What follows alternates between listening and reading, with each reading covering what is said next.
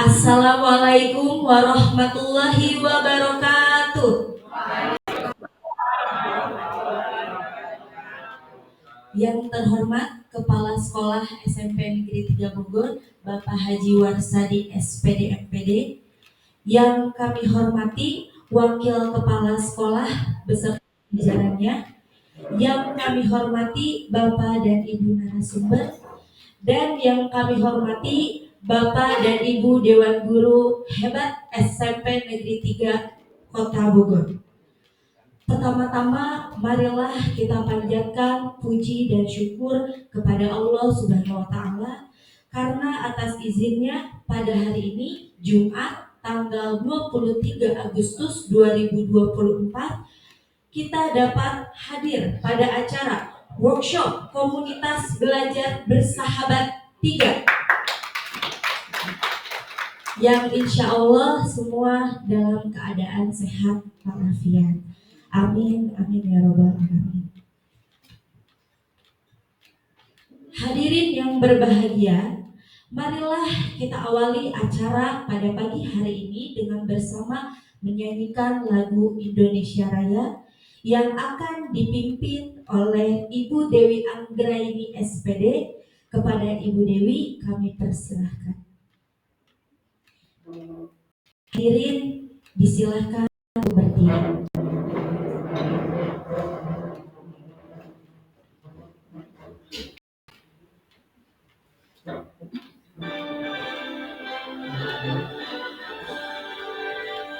Indonesia tanah airku, tanah tumpah darahku. Di sanalah aku jadi pandu hidup. Indonesia bangsaku, bangsa dan tanah air. Marilah kita bersatu, Indonesia bersatu. Hiduplah tanahku, hiduplah negeriku, bangsaku, rakyatku semuanya. Bangunlah jiwanya, bangunlah badannya untuk Indonesia Raya. Indonesia Raya, merdeka, merdeka, tanahku, negeriku yang tercinta. Indonesia Raya, merdeka, merdeka, hiduplah Indonesia Raya. Indonesia Raya, merdeka, merdeka, tanahku, negeriku yang tercinta. Indonesia Raya, merdeka, merdeka, hiduplah Indonesia Raya.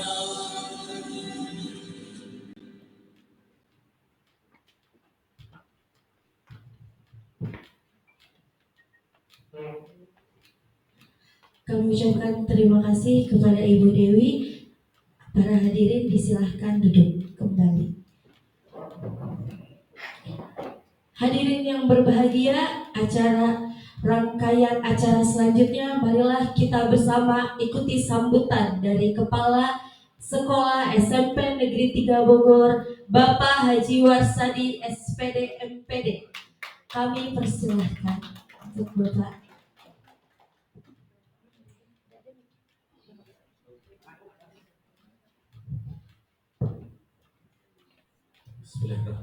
Assalamualaikum warahmatullahi wabarakatuh.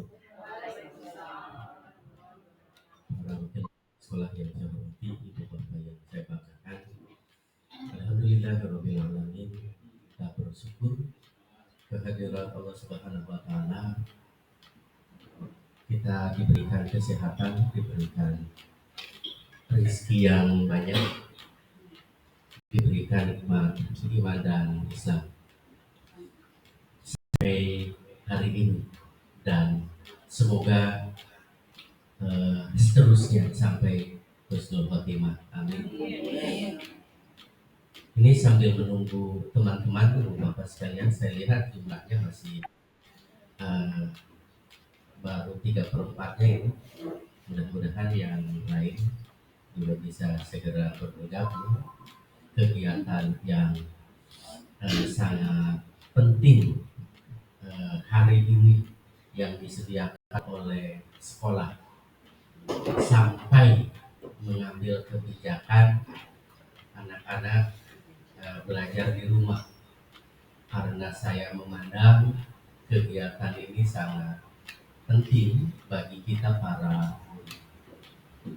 Salat dan salam semoga senantiasa tercurah kepada junjungan kita Nabi besar Muhammad Sallallahu Alaihi Wasallam, kepada keluarganya, para sahabatnya, dan seluruh umatnya sampai akhir zaman. Amin. Ibu bapak yang saya hormati, yang saya sampaikan bahwa kegiatan ini sangat penting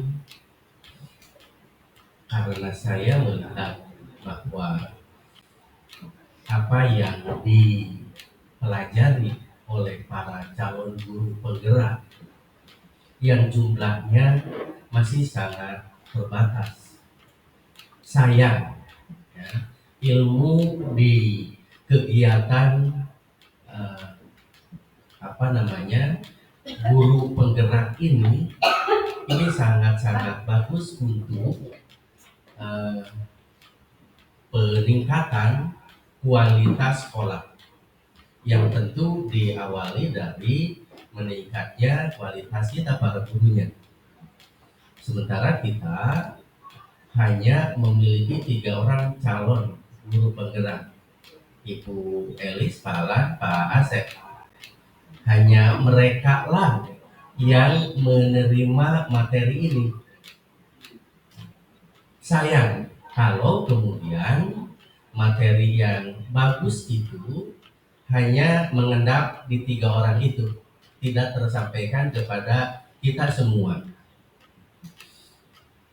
Oleh karena itu, ketika mengajukan proposal untuk melaksanakan kegiatan ini, awalnya saya berpikir untuk mengambil separuh hari saja, jadi selesai zuhur. Tapi ternyata materinya bagus-bagus dan memerlukan waktu yang lebih lama. Mudah-mudahan ibu bapak sekalian bisa menyiapkan dirinya, ya, menoto hatinya bahwa kegiatan ini kita belajar yang besok akan kita ajarkan kembali kepada anak-anak kita. Di antara materi itu adalah tentang apa, Bu Elis? Budaya positif. Kita semua sudah mendengar istilah itu, budaya positif. Tetapi sebetulnya bagaimana sih? Lalu implementasinya harus bagaimana? Ada budaya positif, itu tema besarnya. Nanti ada sub temanya. Ada berapa, Belis? Ada 6 ya. Ada 6 sub tema dari tema besar budaya positif. Akan disampaikan nanti oleh 3 orang guru, 3 teman kita. Jadi 1 orang membawakan 2 subtema, Belis. 1 orang membawakan 2 subtema. Tambah dengan materi lain. Walaupun kita sudah menyusun, tetapi apa yang diperoleh informasi terbaru tentang penyusunan visi dan misi, tentu ini juga akan semakin menambah wawasan kita tentang bagaimana sebetulnya kita merumuskan visi dan misi. Bagaimana kemudian kita menerapkannya. Dan yang terakhir ada yang juga sudah kita sebetulnya sudah kita awali tentang Kompel, yang pada hari ini nanti akan lebih dipertegas agar kegiatan-kegiatan kita ke depan itu di dalam wadah komplek. Dan ke depan seperti yang dulu sudah disepakati sebetulnya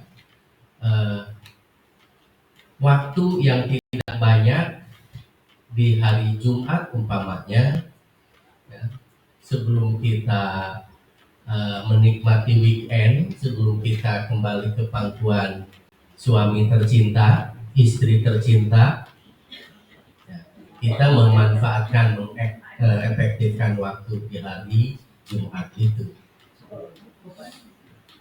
Dan waktunya tidak panjang. Itu diefektifkan untuk memberikan kesempatan kepada Bapak Ibu guru yang sudah mendapatkan tugas dari sekolah mengikuti kegiatan-kegiatan pengembangan kompetensi guru, lalu kemudian itu untuk diimbaskan kembali, didiseminasikan kembali kepada teman-teman yang lain. Jadi sekali lagi kita persiapkan hati kita hari ini seharian full sampai dengan jam jam kerja kita berakhir, supaya tidak jemu. Nanti ada ice breaking, ya, ada mungkin senam-senam, goyang-goyang goyang pinggul, goyang apa? Ya, ya. Tetapi Ibu Bapak sekalian, saya hari ini masih ada lanjutan kegiatan, tempatnya di hotel. Jadi kalau kepala sekolah tempatnya di hotel. Kalau guru aula saja. Kasihan banget ya. Ya, karena memang kalau kemampuan sekolah adalah kemampuannya aula sekolah. Kalau ini keuangan dinas pendidikan, kemampuannya ONI. Kalau bukan ONI, Saung Dolken. Kalau bukan Saung Dolken, Reason Hotel. Kalau bukan itu Anggraini, kira-kira itu. Ya, Anggraini Hotel, gitu ya. Pesertanya Dewi Anggraini, gitu ya.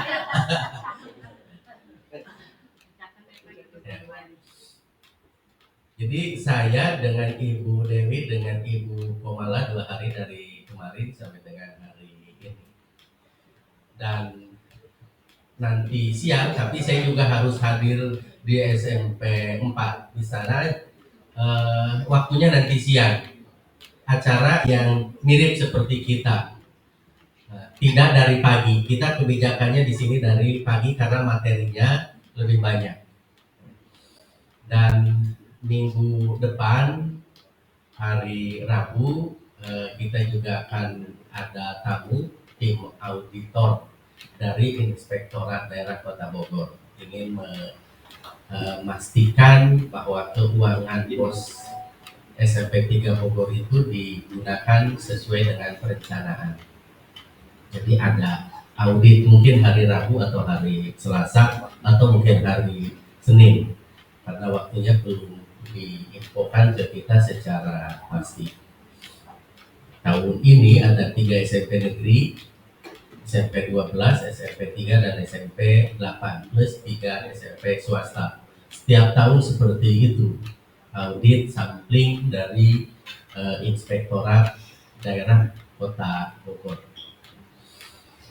Ibu Bapak mudah-mudahan siap ya, sudah menata hatinya, menyiapkan diri mengikuti kegiatan ini, kegiatan yang menyenangkan. Ada kebijakan dari kepala sekolah hari ini tidak usah mengajar di kelas, cukup mengajarnya jarak jauh. Kita happy di sini. Ada Eli, Alan, jadi untuk kegiatan kita. Saya kira sebagai sedikit ya pengantar untuk kegiatan kita pada hari ini. Bu Elis harus apa namanya ada pendongkrak mata ya supaya tidak ngantuk kegiatan seharian. Siapkan cabai rawit ya, cabai jablay ya.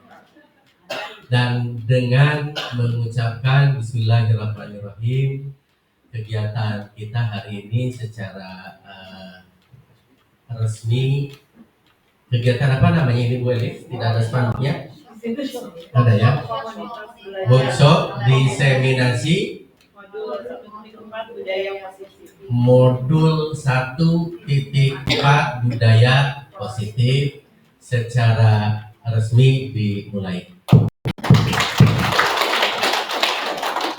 Terima kasih Ibu Bapak sekalian. Billahi taufiq wal hidayah. Wassalamualaikum warahmatullahi wabarakatuh.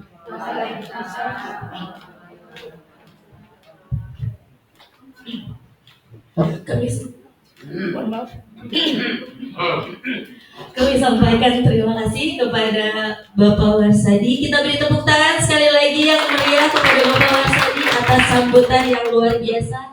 Dan semoga semangat beliau senantiasa tertular kepada kita semua. Selain semangat tentunya agar acara hari ini berjalan dengan lancar dan menjadi berkah bagi kita semua, maka setelah ini kita akan mendengarkan lantunan doa yang akan dipimpin oleh Ustadz Agus Sukmana MPD. Kepada Ustadz Agus Sukmana kami persilahkan.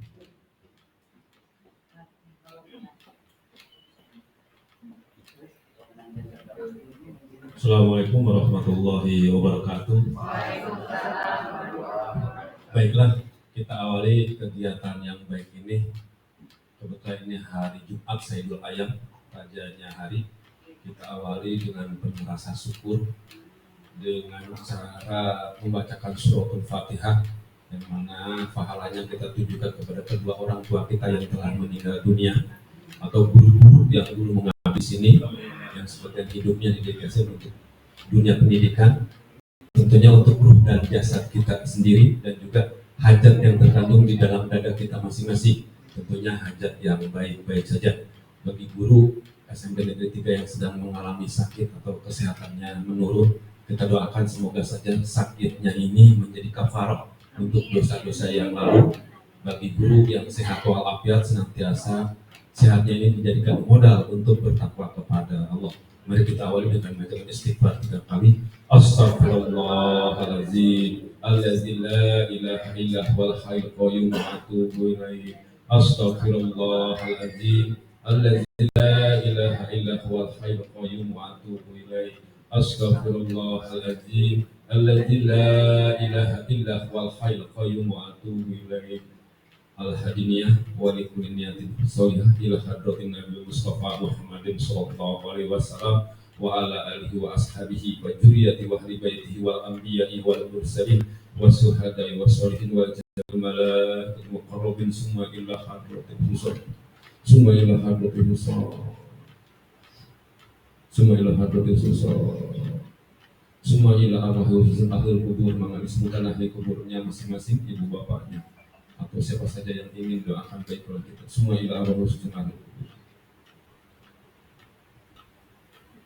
semua ila arwah sunnah al-Qur'an kabar saya unilahilahum al-Fatihah. A'udzu billahi minasyaitonir rajim. Bismillahirrahmanirrahim. Alhamdulillahirabbil alamin, arrahmanir rahim, maliki yaumiddin. Iyyaka na'budu wa iyyaka nasta'in, ihdinas siratal mustaqim, siratal ladzina an'amta 'alaihim ghairil maghdubi 'alaihim waladdallin.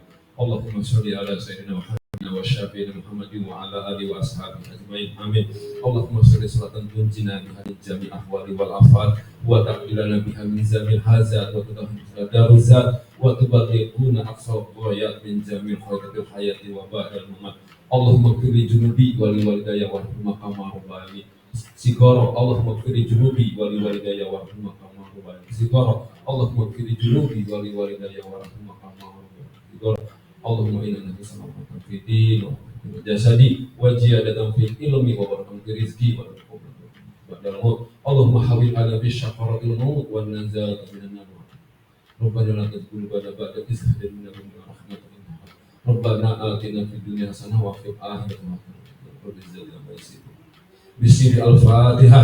أعوذ بالله من الشيطان الرجيم. بسم الله الرحمن الرحيم. الحمد لله رب العالمين الرحمن الرحيم مالك يوم الدين إياك نعبد وإياك نستعين اهدنا الصراط المستقيم صراط الذين أنعمت عليهم غير المغضوب عليهم ولا الضالين.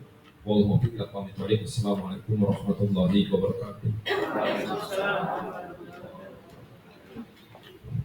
Terima kasih kepada Ustadz Agus Sukmana yang telah melantunkan doanya yang indah.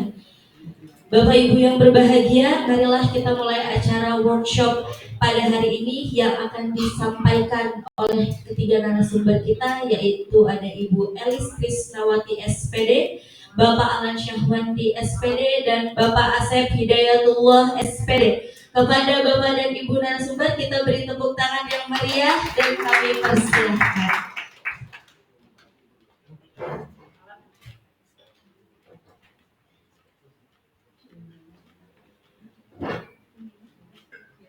Silakan Pak. Terima kasih Bapak Kepala Sekolah SMPN Negeri Bogor. Assalamualaikum warahmatullahi wabarakatuh. Selamat datang guru hebat di acara workshop komunitas belajar bersahabat SMP Negeri 3 Kota Bogor, yaitu diseminasi modul 1/4 budaya positif, yang mana nanti budaya positif kita aplikasikan di sekolah tercinta kita SMP Negeri 3 Bogor. Bapak Ibu, sebetulnya materi, mohon maaf, saya mohon duluan menyampaikan materi dikarenakan nanti jam 9 sebenarnya ada ruang kolaborasi bersama CGB lain. Jadi mohon maaf nanti akan sedikit agak ngebut seperti itu. Mudah-mudahan Bapak dan Ibu hebat semuanya masih bisa mengikuti walaupun agak sedikit ngebut ya Bapak Ibu ya. Nanti untuk ice breaking nanti akan dipimpin oleh yang ahlinya lah ya. Seperti itu, karena masih pagi, masa harus ice breaking lagi ya. Insya Allah ya. Karena Bapak Ibu mohon maaf, yang di CGP itu rata-rata ice breakingnya untuk anak SD gitu ya. Jadi belum mendapatkan untuk yang setara untuk Bapak Ibu guru seperti itu ya. Jadi kita langsung aja Bapak Ibu ya, mohon maaf. Ya. Diseminasi ini akan disampaikan oleh 3 pemateri. Yang pertama saya sendiri, Alan Syahwandi SPDI, yang kedua yaitu Ibu Elis Krisnawati SPD, dan Bapak Asep Hidayatullah SPD yang merupakan calon guru penggerak angkatan 11. Mudah-mudahan doakan kami agar selesai sampai bulan Desember itu menjadi guru penggerak angkatan 11. Dan Bapak Ibu juga selamat bagi CGP yang ada di sini, Pak Irwan dan Bu Widya, CGP juga calon guru pensiun.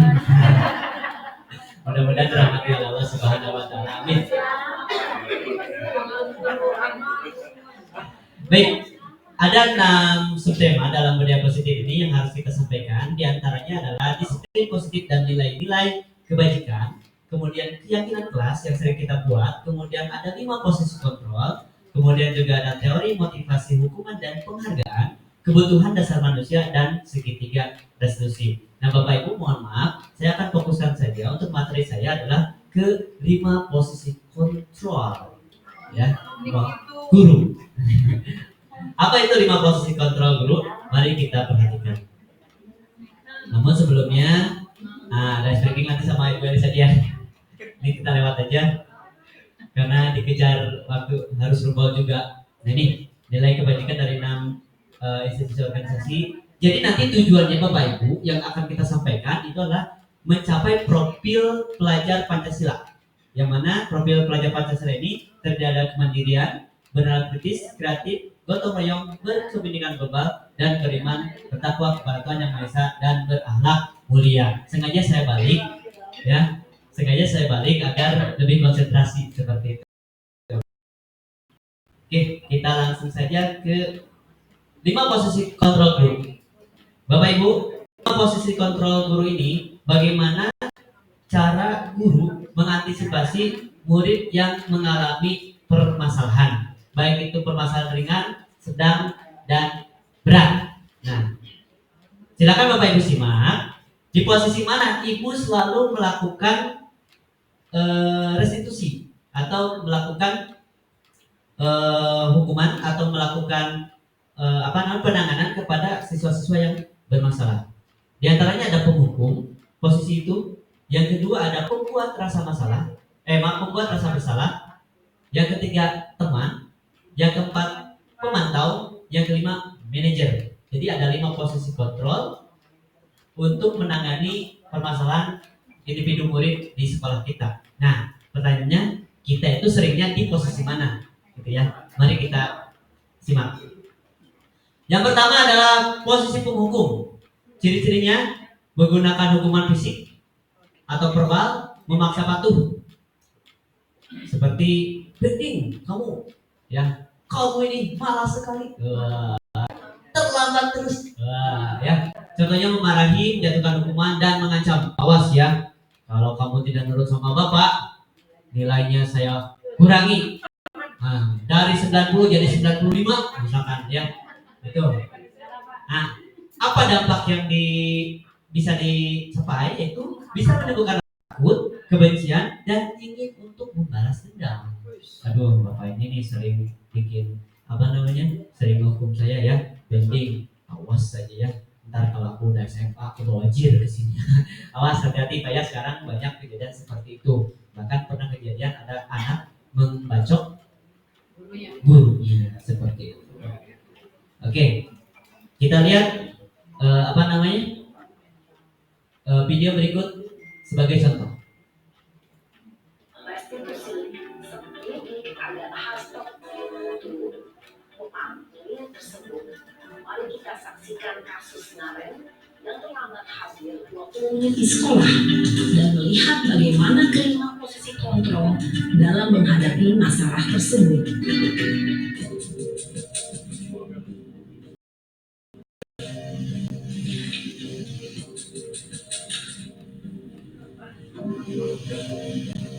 Naren,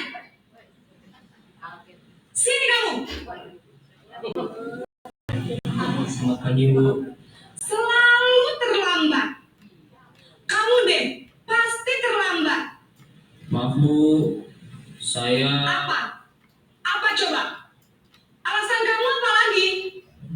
Kapan sih kamu tidak terlambat? Mas sekali ya kamu jadi anak. saya Dasar pemalas. Gak kapok-kapok sih kamu. Sudah berapa kali terlambat? Sana, kamu keliling lapangan basket 2 kali. Kenapa saya harus ke lapangan basket Bu? Kenapa? Kamu melawan ibu? Berani-beraninya jawab. Sudah terlambat, masih berani jawab pula. Sekarang, keliling lapangan basket 5 kali sekalian. Biar kapok. Cepat. Pergi sana ke lapangan basket. Ya, ini tadi posisi hukum ya. Keliling lapangan. Nah, menghukum. Oke, selanjutnya akan kita saksikan video saja biar lebih singkat, padat, dan jelas.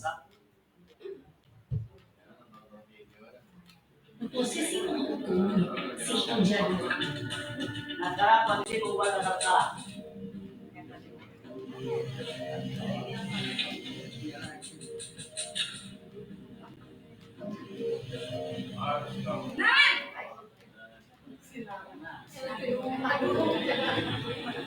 Selamat pagi Bu. Naren, kamu kenapa terlambat lagi, nak? Ya Tuhan, Naren. Kamu senang ya bikin ibu susah ya? Kalau kamu terlambat lagi, nanti ibu yang ditegur bapak kepala sekolah, nak. Sampai ibu tidak bisa membina kamu. Duh, gimana ini? Maaf Bu. Duh, Gusti sekolah. Terus, sekarang ibu harus tulis apa ini di buku absen?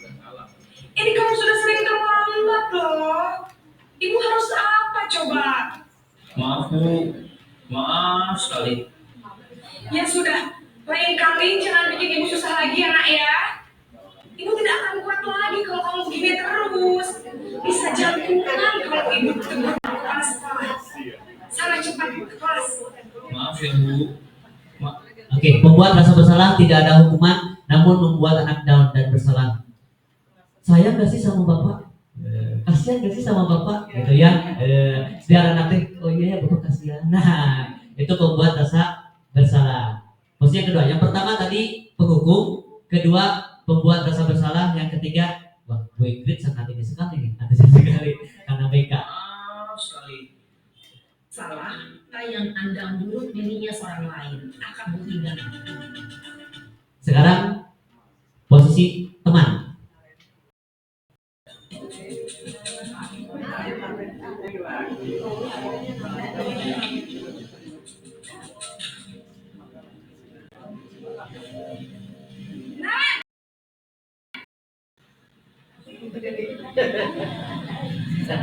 Selamat pagi Bu.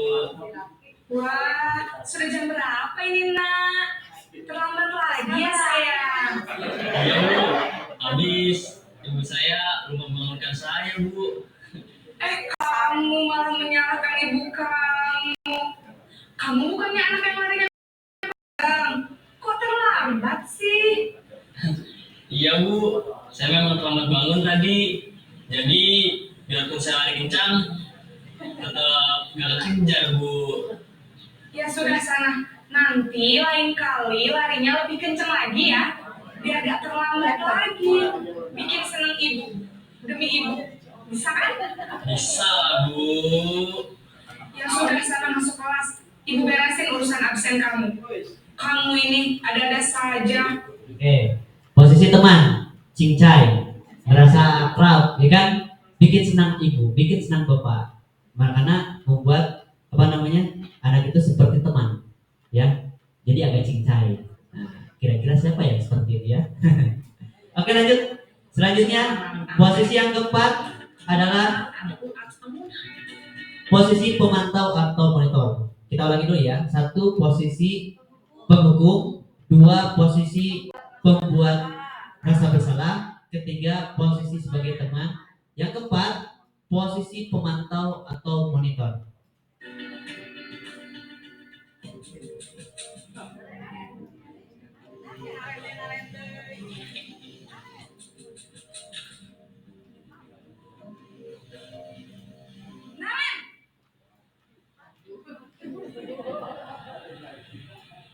Selamat pagi Bu. Naren, apa peraturan sekolah kita tentang jam berapa kita harus masuk sekolah nak? Kita harus di sekolah jam 7 Bu. Iya betul, sekarang sudah jam 7.20. Naren sudah tahu konsekuensinya jika terlambat hadir. Paham Bu. Saya harus tinggal kelas pas jam istirahat selama 20 menit. Iya benar, konsekuensinya demikian. Jadi nanti jam 9.30 pas istirahat, kamu harus tinggal di kelas, kerjakan tugas tambahan untuk ketertinggalan kamu, ya? Baik Bu. Oke, pemantau lebih sering mengingatkan jadwal, absen, kemudian peraturan. Jadi nanti anak tuh dilihat terus ya, oh Naren, ya jam segini kurang masuk, ya. Tapi tidak memberikan hukuman, hanya memantau saja, menulis apa kesalahannya. Nanti tiba-tiba banyak aja kesalahannya. Tuh jadi pemantau kayak Bu Ingrid ya, satu-satu ditulis. Oke. Yang terakhir, posisi terakhir. Posisi manajer.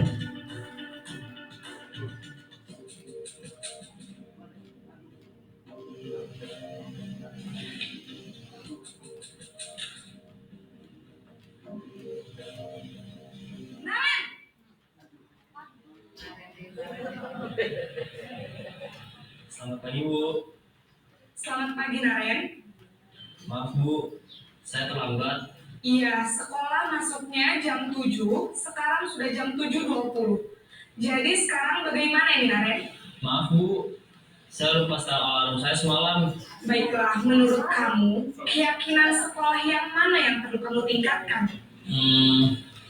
Menghargai diri sendiri dan orang lain mungkin ya Bu. Setuju. Jadi, apakah Naren meyakini prinsip saling menghormati tersebut? Iya Bu, saya meyakininya. Apakah Naren bersedia memperbaiki masalah keterlambatan ini? Bersedia Bu. Bagaimana kamu akan memperbaiki masalah keterlambatan ini? Saya akan coba untuk tidak lupa menyetel alarm saya Bu. Baik, kalau Naren lupa menyetel alarm di rumah, ada orang yang kira-kira bisa bantu mengingatkan tidak? Ada Bu, kata saya, Kak Emma. Ada lagi selain Kak Emma? Selain Kak Emma, ada ibu saya. Baik, jadi yang mengingatkan Naren adalah Kak Emma dan ibu kamu ya? Kira-kira akan mulai setel alarm kapan nih Naren? Setelah pulang sekolah, akan segera saya lakukan. Baik, jadi Naren akan setel alarm untuk bangun besok pagi dan akan diingatkan oleh kakak dan ibunda Naren ya. Ada lagi yang mungkin perlu dilakukan Naren agar tidak terlambat bangun lagi? Tidak ada Bu. Baik Naren, terima kasih untuk kerjasama kamu. Sekarang kamu perlu kembali ke kelas untuk belajar. Baik Bu, terima kasih. Yang terakhir adalah posisi manajer, di mana lebih mengedepankan, membangkitkan pengetahuan anak, kemudian bagaimana anak menyadari kesalahan dan harus bagaimana dia bertindak dan harus bagaimana dia mendapatkan perlakuan hukumannya, seperti itu. Baik Bapak Ibu, kembali mengingatkan 5 posisi kontrol guru, diantaranya apa saja Ibu?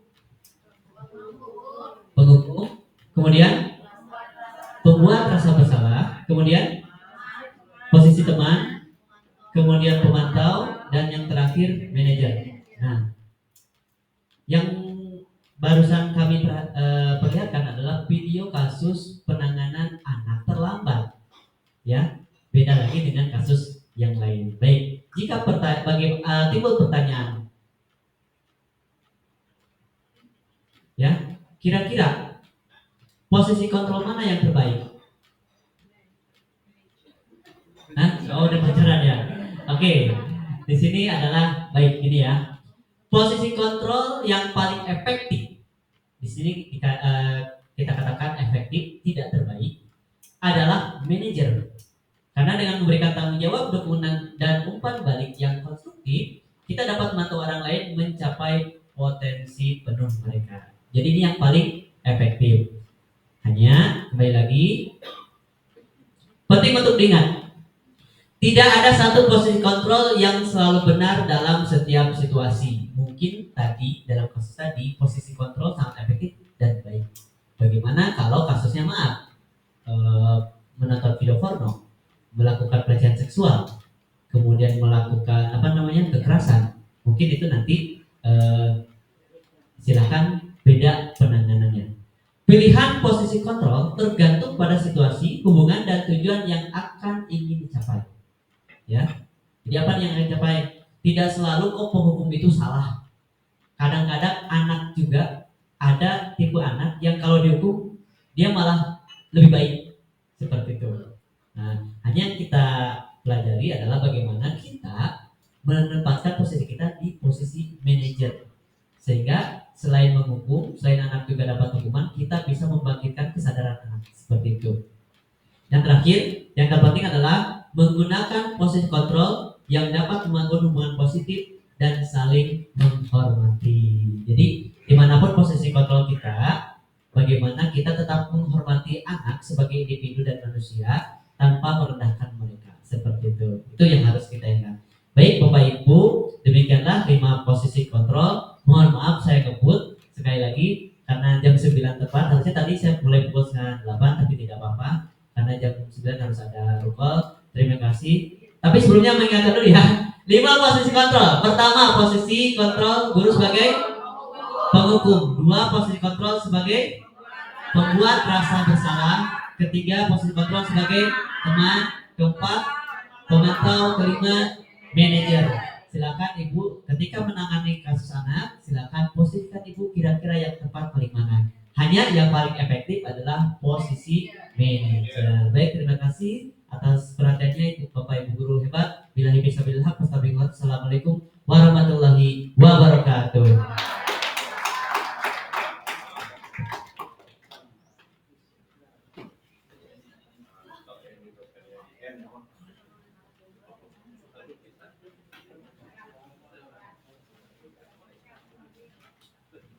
Bapak Ibu izin ya, selamat melanjutkan kegiatan. Mohon maaf saya kegiatannya di hotel ya. Sombong ya. Ya silakan Ibu Elis dilanjutkan, ini materi yang luar biasa ya. Assalamualaikum warahmatullahi wabarakatuh.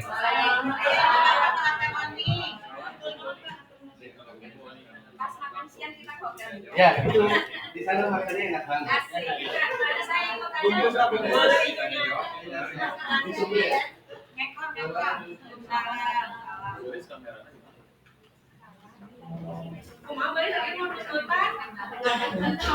Baik, terima kasih.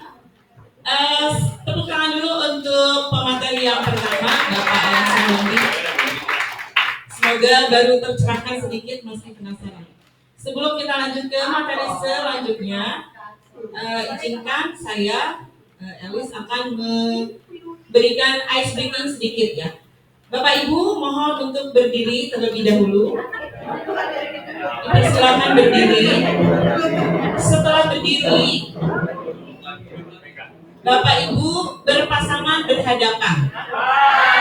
Berhadapan Pak Ramadan dengan Pak Yuswa, Bu Dewi bisa dengan siapa yang terdekat.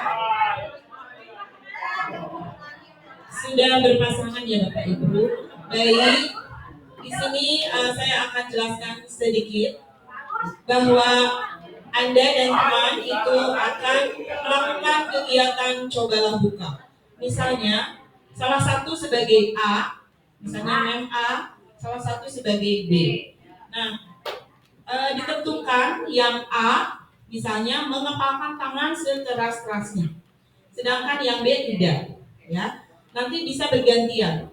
Lalu yang B yang tidak mengepalkan tangan, silahkan dengan cara apapun supaya A itu mau membuka tangannya, mau merayu, mau memolos, mau menangis, mau membentak-bentak, enggak. Selama 30 detik. Kita mulai ya. Guru-guru hebat. Bapak Ibu silakan pejamkan matanya. Mohon dua-duanya memejamkan matanya, terutama yang mengepalkan tangan, yaitu sebagai A. Pejamkan matanya, lalu kepalkan tangannya sekuat-kuatnya. Seolah-olah Bapak Ibu yang A ini adalah menggenggam sesuatu yang sangat berharga yang harus dijaga. Sudah dibayangkan apa itu yang berharganya? Dua-duanya, mengepalnya dua-duanya. Oke, ini contohnya seperti ini ya. Salah seorang mengepalkan sambil merem menggenggam sesuatu yang sangat berharga. Sudah? Selanjutnya sekarang silahkan yang B mencoba untuk melakukan, merayu, membujuk, menghardik supaya A mau membuka. Silakan. Dimulai. Ya.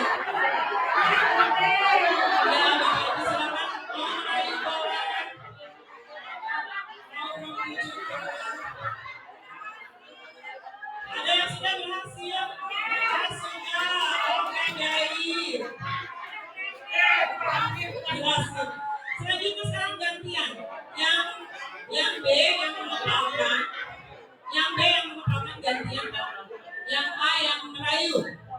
Pejamkan matanya untuk yang A dan S sebagai B. Pejamkan matanya. Yang A merayu. Bagaimana si B mau membuka? Silakan. Mau dirayu boleh? Mau dihati boleh?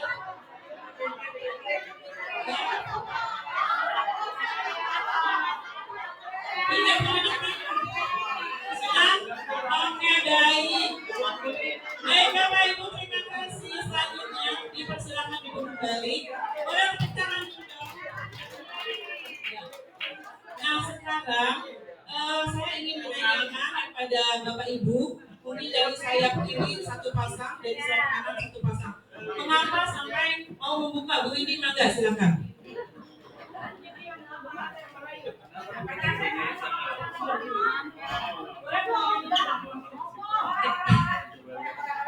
Terima kasih kepada narasumber. Hari ini kita ice breaking antara A dan B. Tadi pertama A, Bu Yuni yang memegang tangannya. Kemudian saya yang memohon untuk membukanya. Sudah tadi kan. Bu Yuni katanya dia memegang uang, jadi bukanya karena uangnya banyak jadi gampang. Perkawalannya susah, tapi terus mudah gitu. Jadi karena untuk berbagi. Hari Jumat berbagi. Ini awalnya belum tahu buat apa gangguannya, tapi kemudian bolehlah ini Jumat berkah, terima kasih.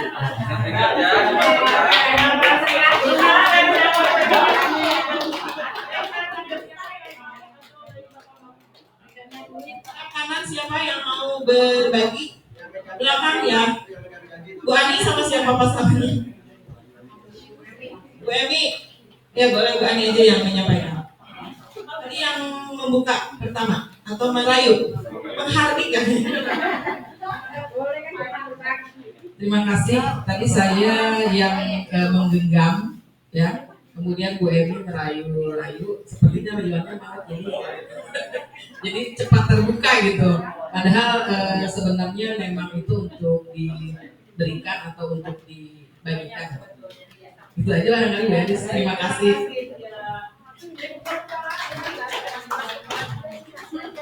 Baik, terima kasih Bapak Ibu. Jadi terasa tidak tadi kenapa mau membuka atau mempertahankan begitu? Terasa dampak dari merayunya, membujuknya, atau memarahi atau menghardik itu? Eman-eman. Ya baik. Ya. Nah dari sana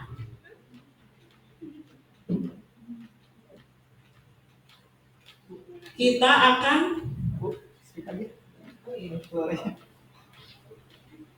mau lanjut dulu ya.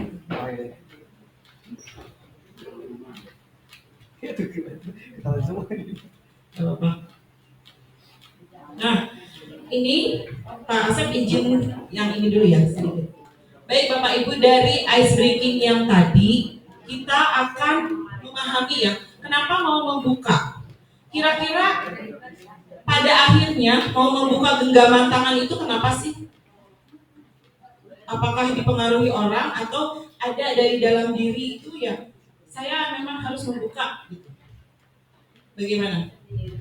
Dari dalam diri ya, berarti itu kaitannya dengan motivasi. Widi hebat, sudah ada motivasi dari dalam diri sendiri.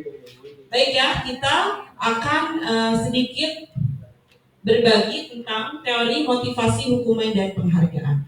Ya, ternyata teori motivasi ini ada 3. Ya, yang pertama, mengapa sih seseorang melakukan sesuatu begitu? Yang pertama itu, menurut Diane Gosen dalam bukunya Restructuring School Discipline menyatakan ada 3 motivasi perilaku manusia. Yang pertama adalah katanya melakukan sesuatu itu ya karena menghindari ketidaknyamanan atau hukuman. Jadi motivasi karena menghindari hukuman. Fokusnya biar menghindari ketidaknyamanan, biar enak aja. Misalnya diajak melakukan sesuatu, anak-anak tuh biasanya yuk kita cabut yuk gitu misalnya ya. Akhirnya dia mau melakukan supaya nyaman dengan temennya gitu. Nggak enak, ya udah saya ikut aja gitu. Seperti itu. Kemudian uraian kecilnya tidak saya bacakan karena waktunya sangat terbatas ya. Sifatnya di sini ternyata eksternal atau dipengaruhi oleh faktor luar. Ya. Kemudian biasanya tujuannya menjaga diri dari masalah fisik, psikologis atau kekurangan. Yang kedua adalah untuk mendapatkan imbalan atau penghargaan dari seseorang. Ya. Motivasi mendapatkan imbalan, fokusnya bahwa ingin mendapatkan penghargaan atau imbalan. Kadang kita seringnya mungkin melakukan sesuatu karena motivasinya adalah ingin mendapatkan penghargaan atau imbalan dalam melakukan sesuatu. Kemudian tujuannya mendapatkan pengakuan, hadiah, gitu ya. Lalu status sosial. Nah, ternyata sifatnya juga ini adalah motivasi eksternal atau berasal dari mana? Eksternal itu dari luar, ya. Nah, yang ketiga adalah untuk menjadi orang yang mereka inginkan dan menghargai diri sendiri dengan nilai-nilai yang mereka percaya. Nah, ternyata yang ketiga ini adalah motivasinya motivasi intrinsik, ya. Dimana di sini fokusnya adalah menjadi pribadi yang lebih baik sesuai dengan nilai-nilai diri yang dimiliki, sesuai dengan nilai-nilai kebajikan tadi yang sudah disampaikan di awal oleh Pak Alan, ya. Misalnya saya berangkat ke sekolah pagi karena rasa tanggung jawab seperti itu, menghargai waktu. Saya nggak marah-marah, kenapa? Karena saya menghargai orang lain, menghargai guru dan teman, misalnya seperti itu. Jadi sifatnya adalah internal, ya. Maka menurut Diana Gosen ini bahwa motivasi itu berarti terbagi menjadi secara garis besar 3, ya. Di mana yang ke-1 dan ke-2 itu adalah termasuk ke dalam motivasi eksternal, sedangkan yang ketiga adalah termasuk ke dalam motivasi internal. Nah, Bapak Ibu, kita ingin sharing bersama di sini. Kira-kira yang kita harapkan dari murid-murid kita, ya. Kalau Ki Hajar Dewantara tuh harus murid katanya, jadi memanggilnya dulu tuh dikasih sebutan murid, ya. Zaman SD mungkin ya kita, ya. Apa yang kita harapkan? Motivasi apa yang kita harapkan dari murid-murid kita? Apakah yang ke-1, ke-2, atau ke-3? Iya, betul. Jadi yang kita harapkan yang akan menimbulkan nilai-nilai kebajikan adalah motivasi yang ke-3, yaitu motivasi intrinsik atau yang berasal dari dalam diri murid-murid kita tersebut. Selanjutnya, nah ini selanjutnya kita masuk ke hukuman atau konsekuensi. Nah, di sini ada 8 pertanyaan tadi. Mohon menjawab, yang mau menjawab boleh mengangkat tangan, ya. Karena dari motivasi itu tadi ada kaitannya dengan hukuman, sanksi atau konsekuensi, dan nanti penghargaan. Pertanyaan nomor 1. Angkat tangan dulu, ya. Lari mengelilingi lapangan basket 2 kali karena terlambat hadir di sekolah. Angkat tangan. Siapa yang mau menjawab? Apakah hukuman atau konsekuensi? Berarti Bu Yulin yang angkat tangan, enggak?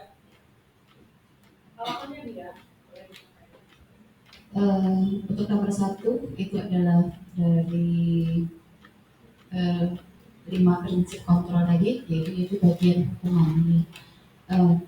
Artinya dilihat dari video yang ditayangkan tadi bahwa guru tidak memberikan kesempatan alasan apapun yang akan murid sampaikan, ya, pada guru, jadi tidak memberikan kesempatan itu, jadi langsung berikan hukuman untuk mengelilingi lapangan 2 kali seperti itu. Ya, terima kasih. Terima kasih, tepuk tangan dulu buat Bu Yuli. Sudah memberikan alasannya, ya. Jadi hukuman mah tidak mau mendengarkan alasan. Pokoknya mah harus dihukum pada salah gitu, ya. Yang kedua, membersihkan coretan yang dibuat di meja tulis. Angkat tangan. Bu Yuni. Yang kedua, membersihkan coretan yang dibuatnya di meja tulis. Menurut saya itu termasuk sanksi atau konsekuensi. Karena membuat coretan kan berarti kotor. Nah, kemudian sanksi yang diberikan, ya, apa yang dikotori atau yang dilakukan atas tindakan tersebut dibersihkan. Ada konsekuensinya.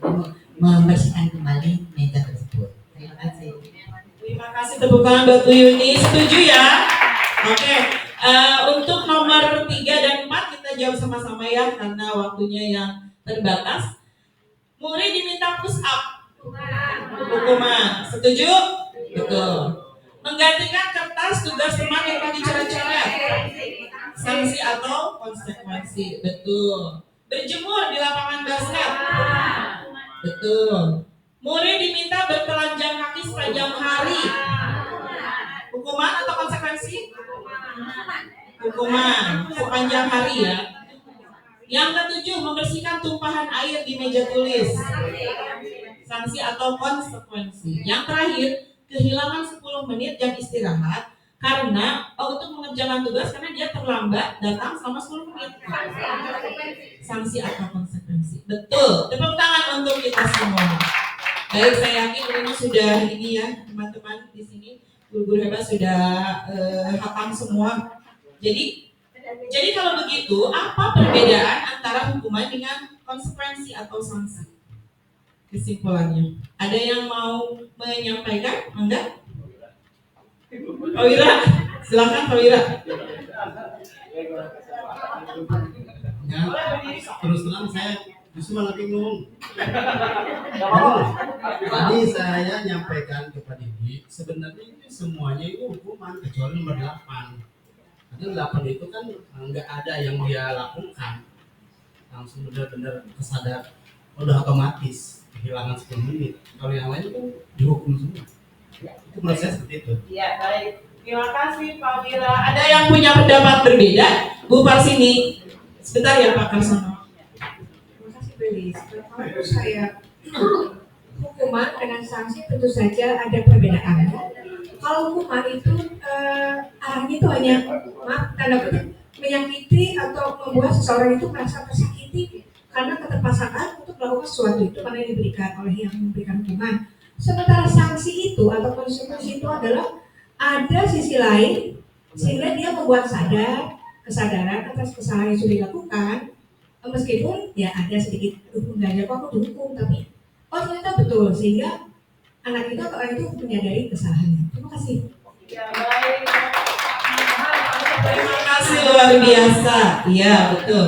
Pak Karsono, mangga sebentar ya, satu lagi di belakang.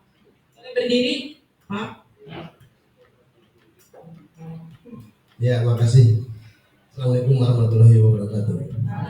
Ini perbedaan konsekuensi dengan hukuman ya. Kalau konsekuensi ini dasarnya adalah kesadaran. Dia sadar kalau berbuat sesuatu pasti konsekuensinya dia itu sadar. Dan kalau hukuman ini hukumannya peraturan yang sudah kita buat bersama jika melakukan kesalahan ya akan diterapkan hukuman seperti itu. Jadi perbedaannya saja. Kalau ada itu sadar, ada sadar dia tahu ada hukumannya. Peraturan yang sudah penting yang akan diterapkan jika akan membuat suatu pelanggaran kesalahan. Baik, terima kasih. Tepuk tangan buat Pak Karsono. Baik, tidak ada yang hampir benar semuanya ya. Jadi ternyata antara hukuman dan sanksi itu berbeda ya. Jadi kita biasakan tidak memberikan hukuman seperti itu. Karena gini, apa bedanya hukuman dengan konsekuensi? Kalau hukuman itu biasanya tindakannya itu tidak ada hubungan dengan apa yang dia lakukan, dengan pelanggaran yang dia lakukan. Tetapi kalau konsekuensi itu sangat berhubungan, sangat relevan dengan apa yang dilanggar oleh murid kita misalnya. Contoh nih, tadi nomor 2, membersihkan coretan yang dibuatnya di meja. Itu bukan hukuman. Karena konsekuensi dari yang sudah dia lakukan berarti bersedia membersihkannya lagi. Yang tadi dari Bu Parsini sudah betul, dari Pak Wira juga dan Pak Karsono juga tidak ada yang salah, hanya itu tadi ya, bahwa ternyata hukuman dan konsekuensi itu berbeda. Sebaiknya kita tidak menerapkan hukuman kepada murid-murid kita. Selanjutnya sedikit lagi tentang, ini sedikit ada perbedaan. Ternyata hukuman itu kalau menurut Gosen tadi itu termasuk dari identitas gagal. Ya, dari murid. Contohnya apa? Murid atau anak belajar menyembunyikan kesalahan. Ya. Cirinya mencoba mengontrol anak dengan penguatan negatif. Dampak pada murid, dia marah, merasa bersalah, rendah diri atau mengasingkan diri. Itu contoh. Sedangkan identitas sukses itu disiplinnya itu mengarah ke konsekuensi dan restitusi. Nah, restitusi nanti itu apa? Ada sesi tersendiri ya. Konsekuensi itu murid atau anak belajar taat pada peraturan. Ya. Sedangkan restitusi nanti murid atau anak itu memecahkan masalahnya sendiri. Gambaran dari, jadi harus ada perubahan dari identitas gagal dari hukuman ke identitas sukses. Identitas sukses itu yaitu ada disiplin berupa konsekuensi dan restitusi. Nah, selanjutnya, nah yang terakhir adalah penghargaan. Menurut Alfie Kohn, ya, mengemukakan bahwa penghargaan ataupun hukuman adalah cara-cara yang mengontrol perilaku seseorang menghancurkan potensi untuk pembelajaran yang sesungguhnya. Menurut Kohn, secara ideal tindakan belajar itu sendiri adalah penghargaan sesungguhnya. Jadi menurut si Kohn bahwa belajar itu adalah penghargaan, gitu. Artinya belajar dari kekeliruannya, kesalahannya. Nah, Kohn ini melakukan penelitian, ya, dan kesimpulan-kesimpulan yang dia ambil dari penelitian. Yang pertama ada katanya penghargaannya. Pengaruhnya itu bisa jangka pendek, bisa jangka panjang. Maksudnya begini, saya ambil contoh. Ketika kita misalnya ulangan nih, kasih penghargaan berupa permen atau coklat ke murid kita. Ulangan yang pertama dapat siapa gitu ya. Kalau itu dilakukan berulang-ulang, maka si murid kita itu motivasinya tadi karena ingin mendapatkan penghargaan. Dan berlakunya itu biasanya jangka pendek. Ketika penghargaannya sudah tidak ada lagi, bisa jadi mungkin semangat belajarnya sudah menurun seperti itu. Lalu bisa juga penghargaan tidak efektif, penghargaan merusak hubungan. Contoh begini, diberi penghargaan di depan umum misalnya. Nah, orang-orang yang tidak mendapatkan penghargaan mungkin akan merasa kecewa, sedih. Nah, itu akan merusak hubungan menurut si Kohn, ya. Lalu penghargaan mengurangi ketepatan, menurunkan kualitas, mematikan kreativitas. Penghargaan menghukum. Jadi yang paling diinginkan adalah motivasi dari dalam diri murid itu, yaitu motivasi secara intrinsik. Contoh yang pernah saya baca, ketika anak kecil sudah mulai belajar menulis, misalnya dia bisa menulis huruf B begitu. Lalu dia bahagia. Nah, itu ketika dia merasa bahagia, dia itu sudah mendapatkan penghargaan dari dalam dirinya sendiri gitu. Merasa, oh iya saya bisa. Nah, ketika dia sedang merasakan bisanya itu, happy-nya itu, kita tidak usah lagi memberikan penghargaan juga tidak apa-apa. Karena dia sudah memiliki penghargaan dari dalam diri gitu. Motivasi intrinsik. Itu Bapak Ibu Guru tentang teori motivasi, kemudian hukuman, konsekuensi, dan penghargaan. Materi ini sangat berkaitan, kita akan lanjut lagi ke materi keyakinan kelas. Mudah-mudahan masih penasaran sampai dengan pukul 10. Terima kasih, itu dulu dari saya, nanti ada sambungannya lagi. Selanjutnya saya serahkan kepada Bapak Asep Hidayatullah. Mangga, tepuk tangan buat Asep.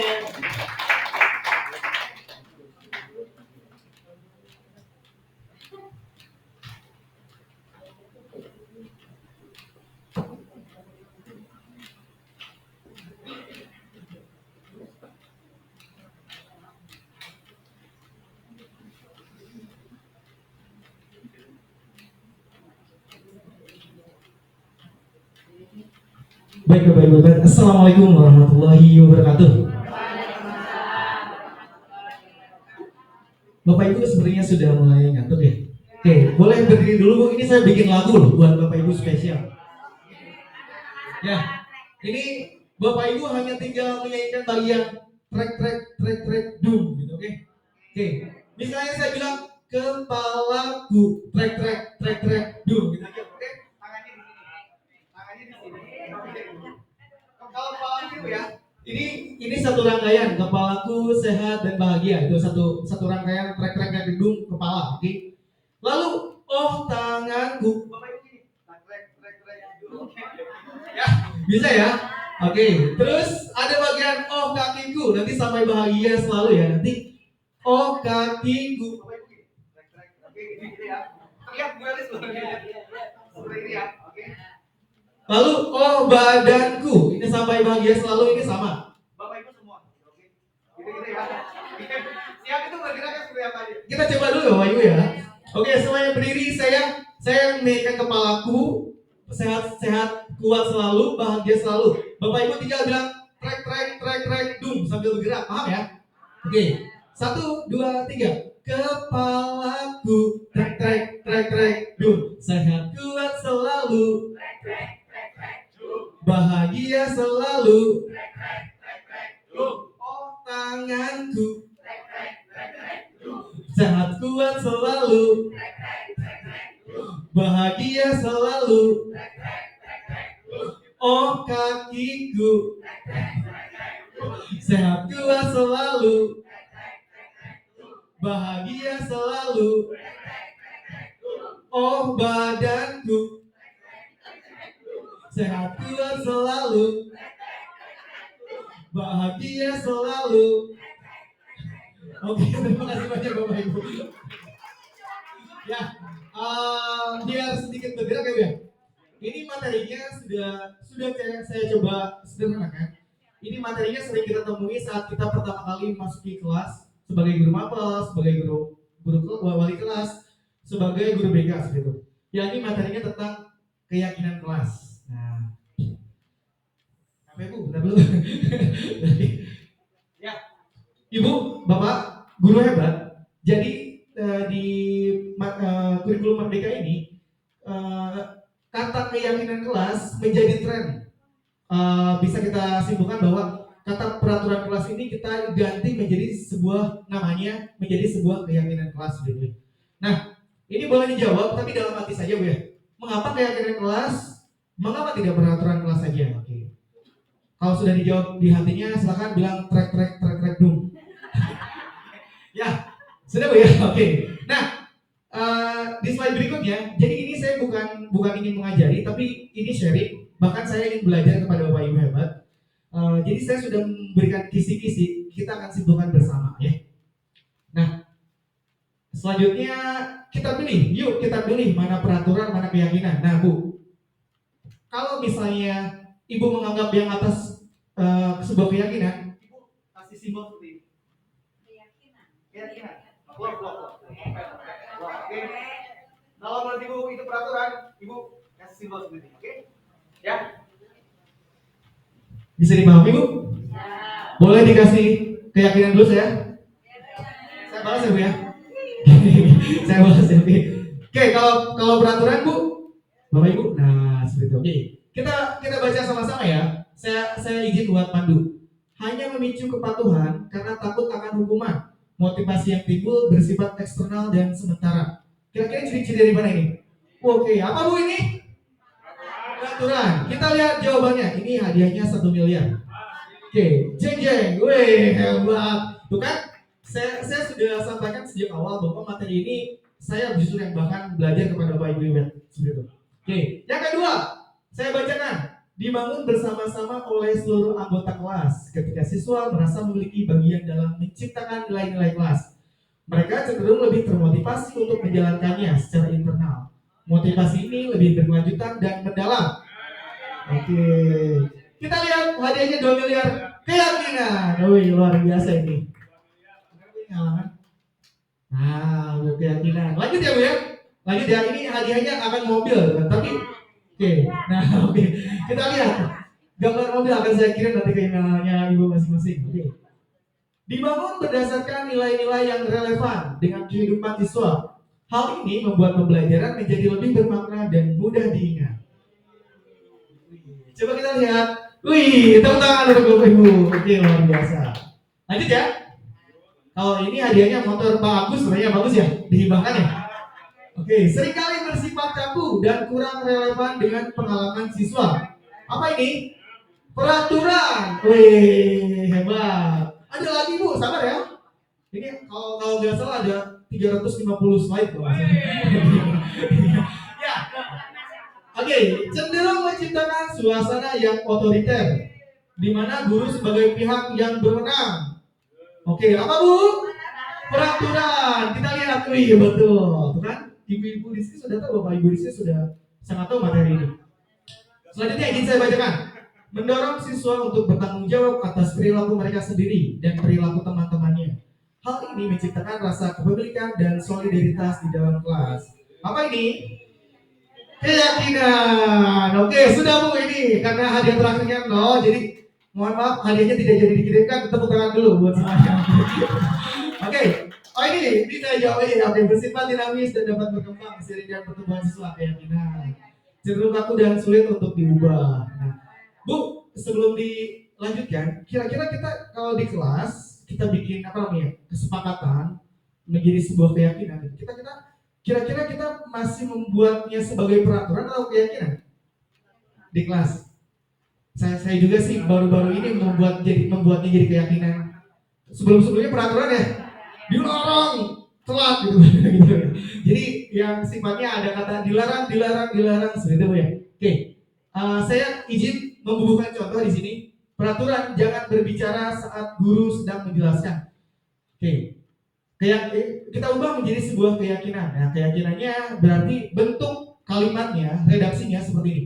Mendengarkan penjelasan guru dengan penuh perhatian. Jadi, Bu, kira-kira dari dua contoh dari peraturan dan keyakinan, Bapak Ibu bisa saya izin bertanya gitu, perbedaannya apa sih? Boleh satu, oke. Ya, kalau boleh disimpulkan, kalau keyakinan itu tidak boleh ada kata atau kalimat larangan. Oh iya, keren nih beneran. Jangan, tidak boleh. Karena itu. Oke. Luar biasa Pak Wira tadi ya. Jadi kalau keyakinan itu tidak boleh ada larangan. Luar biasa, kita juga tidak ingin yang dilarang-larang ya. Ada satu lagi Bu, dari ibu-ibu. Ini cantik-cantik nih. Terus aku luar biasa sekali nih. Aku aja nih.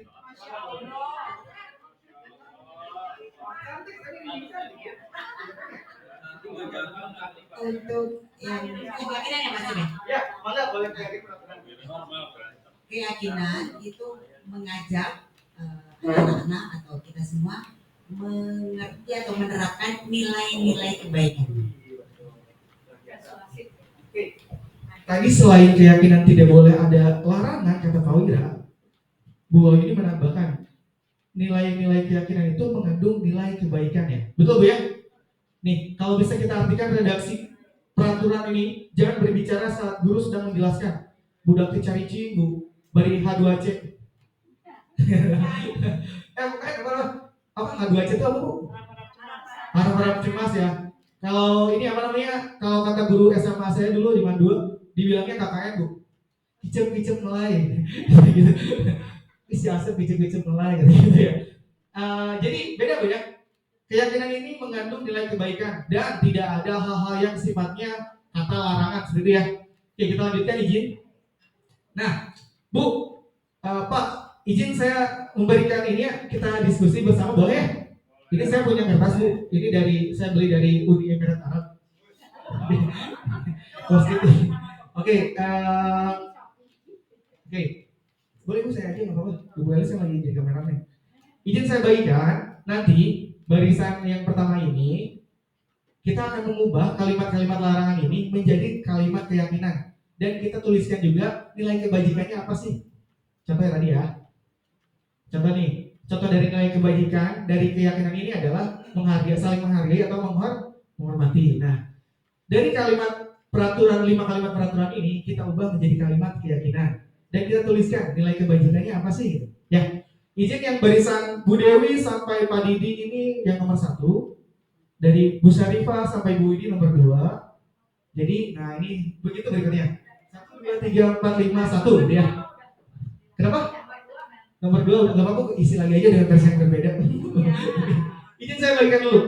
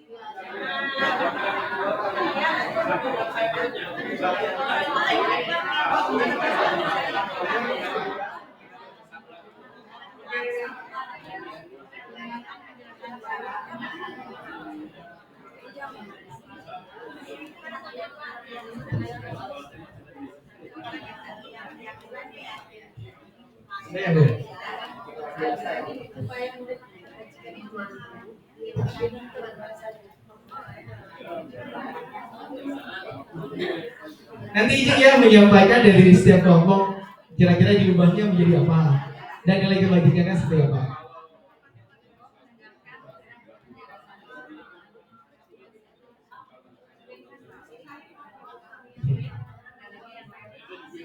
Oke, siap, ada jubirnya ya.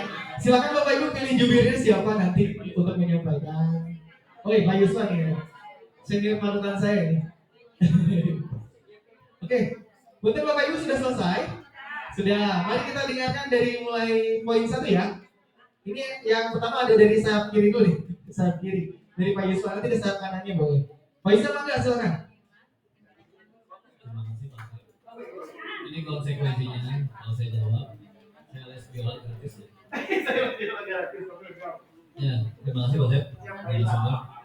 Ini tadi teman-teman menjawab hadir tepat waktu.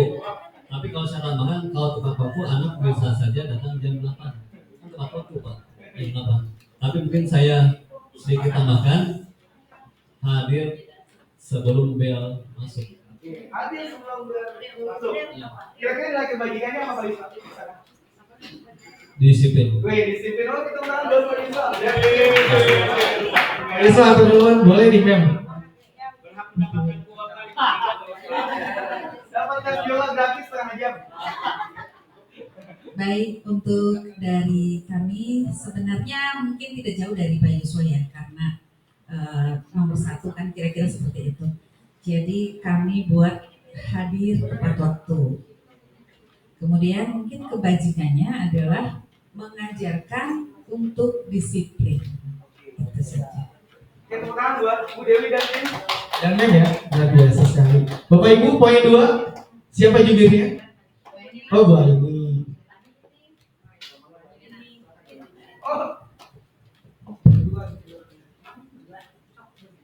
Untuk nomor 2, tadi sudah ya ditayangkan juga dengarkan penjelasan guru dengan penuh perhatian.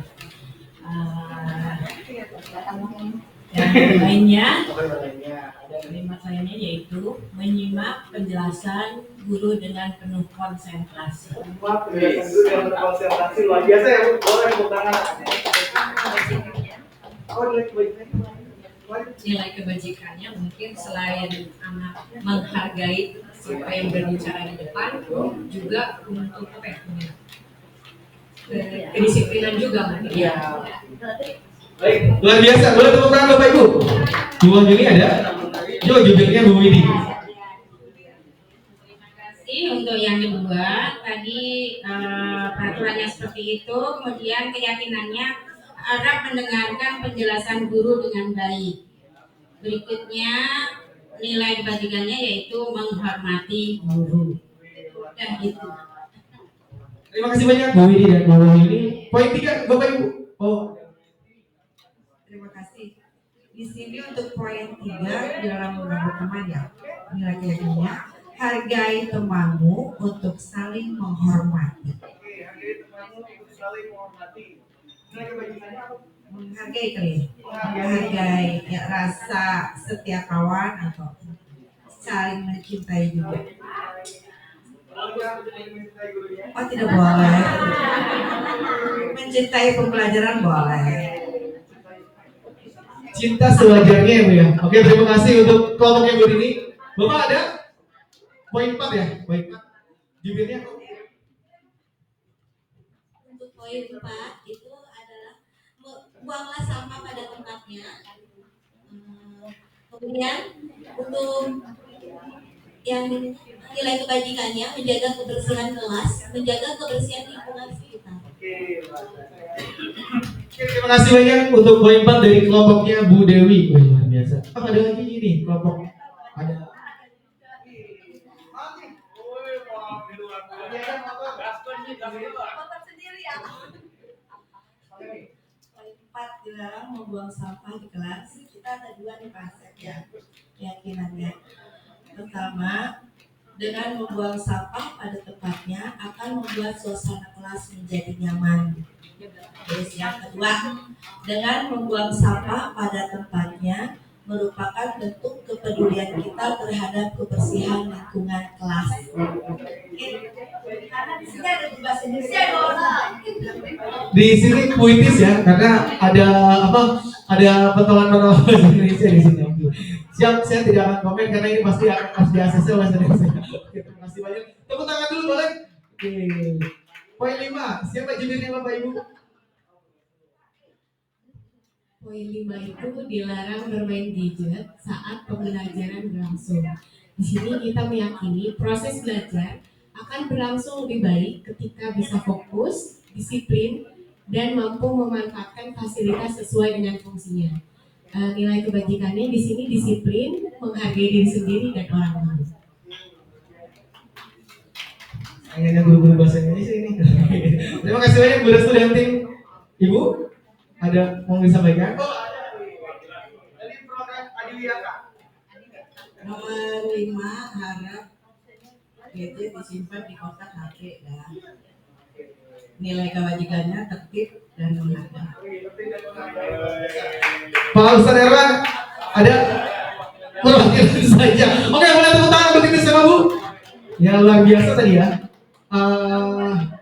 Tadi Bapak Ibu sudah sangat luar biasa mengubah peraturan menjadi sebuah keyakinan yang menurut saya sudah amat positif ya. Di sana juga sudah dibubuhkan nilai-nilai kebajikannya. Oke.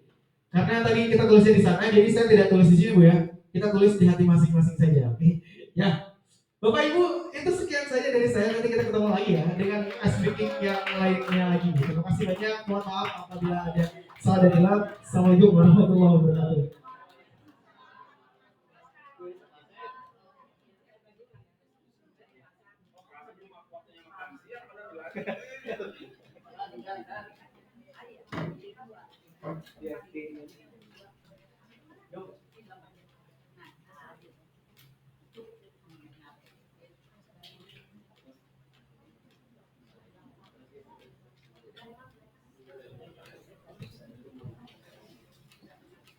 Teman-teman masih semangat ya? Masih ingat kan tepuk semangat yang waktu itu? Masih ya, berdiri dulu yuk, kita tepuk semangat yuk. Iya, kita bergerak bersama Pak Asep. Tepuk semangat yang pernah ya kita lakukan. Iya. Tepuk semangat, prok, aha. Ini harus pegangin kalau biar bisa bergerak ya. Katanya dulu. Tepuk semangat, aha,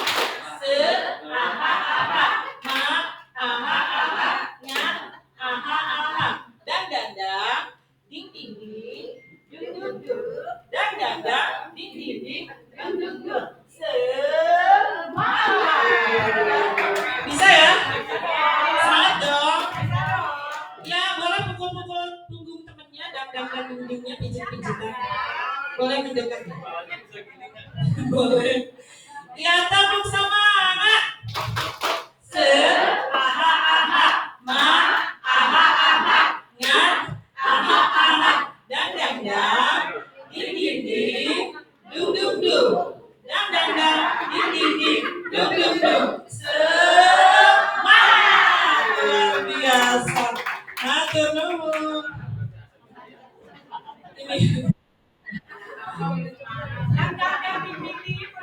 Ya, oke, nanti kita ini lagi ya.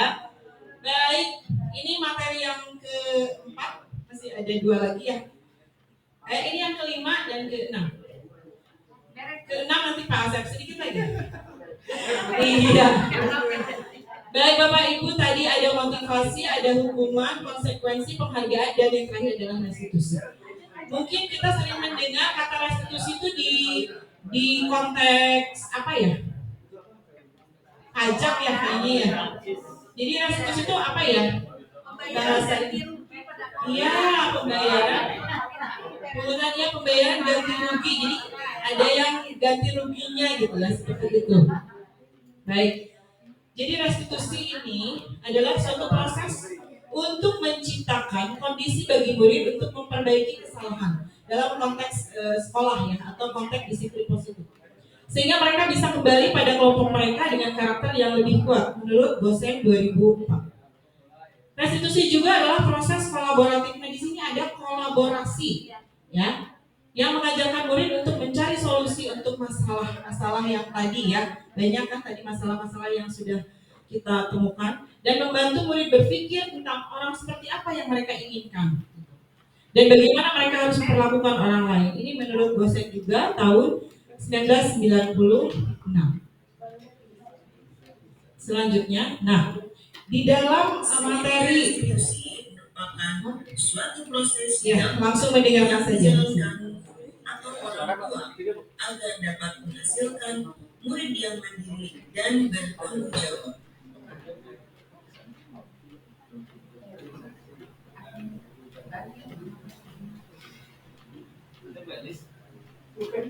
Sini nggak ada suaranya ya. Nah, di segitiga restitusi itu bentuknya seperti ini ya, memang segitiga nih gitu ya, ini sesuai dengan matematika banget nih. Jadi ada 3 tahapan. Yang paling bawah, garis yang bawah itu adalah menstabilkan identitas. Kemudian yang kedua adalah validasi tindakan yang salah. Yang ketiga adalah menanyakan keyakinan. Kami yakin sih teman-teman di sini sudah sering melakukan ini, apalagi di BK atau wali kelas. Hanya mungkin saya juga baru tahu, oh itu namanya segitiga restitusi begitu ya. Pasti sudah melakukan dari sejak kita jadi guru ataupun dalam permasalahan di luar konteks sekolah begitu. Selanjutnya, nah ketiga langkah ini apa saja sih gitu ya? Langkah yang pertama adalah menstabilkan identitas. Ini merupakan prinsip membuat kesalahan itu adalah bagian dari proses pembelajaran. Kemudian menggeser tadi identitas gagal ke identitas sukses. Lalu jangan mengkritik murid yang sedang mengalami identitas gagal, akan lebih hancur begitu, ya. Selanjutnya kalimat apa sih yang disampaikan pada saat menstabilkan identitas? Di antaranya mungkin kita bisa mengutarakan berbuat salah itu nggak apa-apa, gitu ya. Terus tidak ada manusia yang sempurna kok. Ibu juga pernah melakukan kesalahan misalnya. Kemudian, apakah kamu berhak merasa begitu?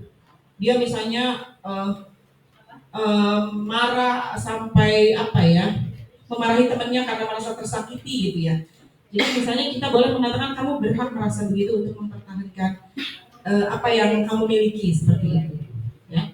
Ini menstabilkan identitas. Langkah yang kedua adalah validasi tindakan yang salah. Validasi tindakan yang salah berdasarkan prinsip bahwa setiap perilaku berupaya memenuhi kebutuhan tertentu. Guru akan bergeser dari pemikiran stimulus respon menjadi proaktif. Mengenali dan mengakui kebutuhan murid akan memperbaiki hubungan dengan murid. Pertanyaan atau pernyataan disampaikan dengan suara yang tidak menghakimi atau memojokkan. Ya, itu dalam validasi tindakan. Langkah pertama adalah menstabilkan identitas. Pada langkah ini, berdasarkan prinsip bahwa membuat kesalahan bentar, ini suaranya saya hapus. Langkah kedua yaitu validasi.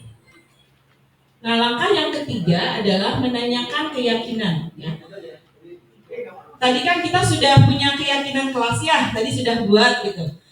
Terutama mungkin sebagai wali kelas boleh, sebagai guru mata pelajaran boleh.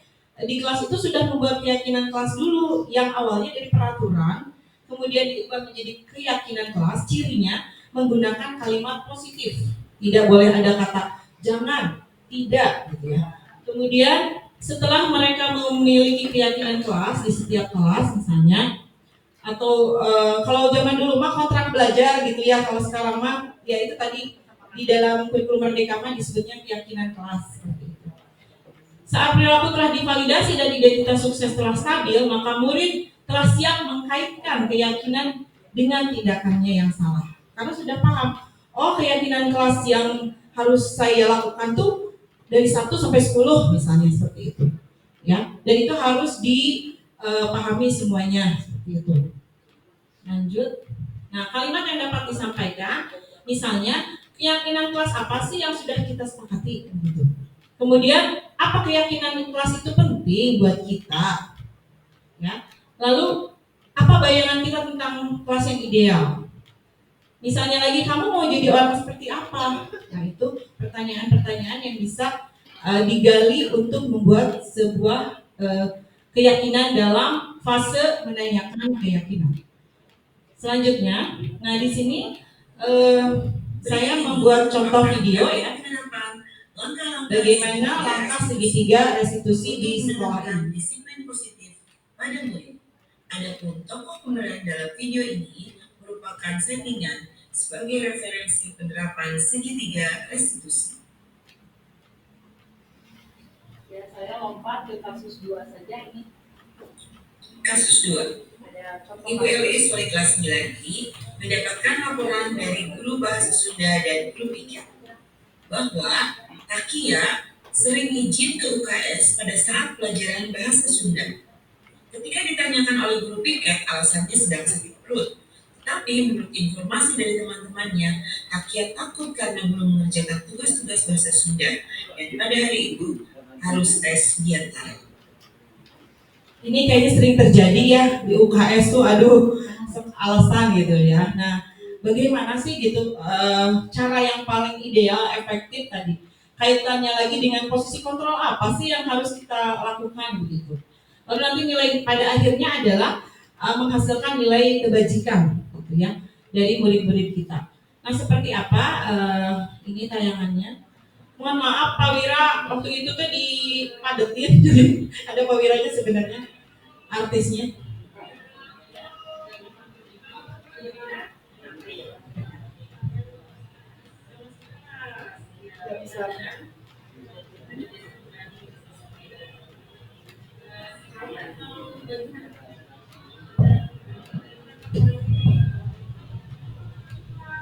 Nah, ini contoh ketika melakukan segitiga restitusi terhadap kasus yang tadi.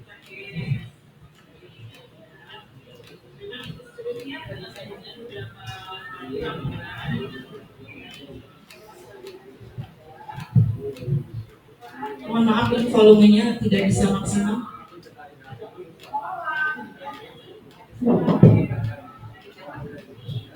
Ya, ini nanti ada kalimat yang menstabilkan tindakan identitas tadi ya.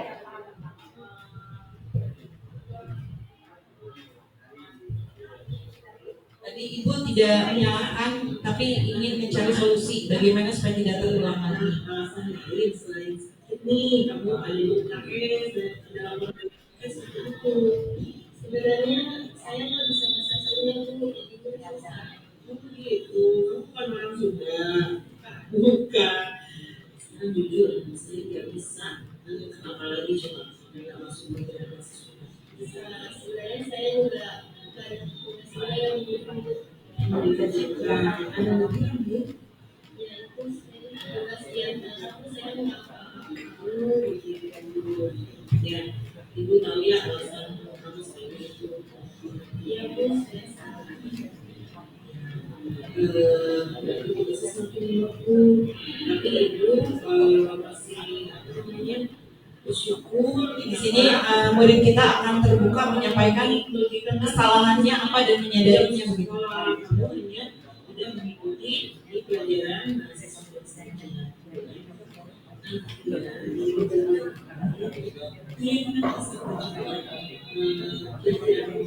Tahap yang ketiga.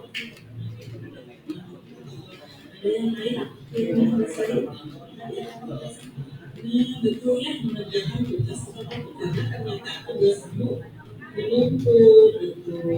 Kira-kira menurut kamu penting tidak keyakinan kelas ini? Sangat penting ya. Nah, kalau memang penting, apa yang akan kamu lakukan untuk supaya tidak ketinggalan pelajaran?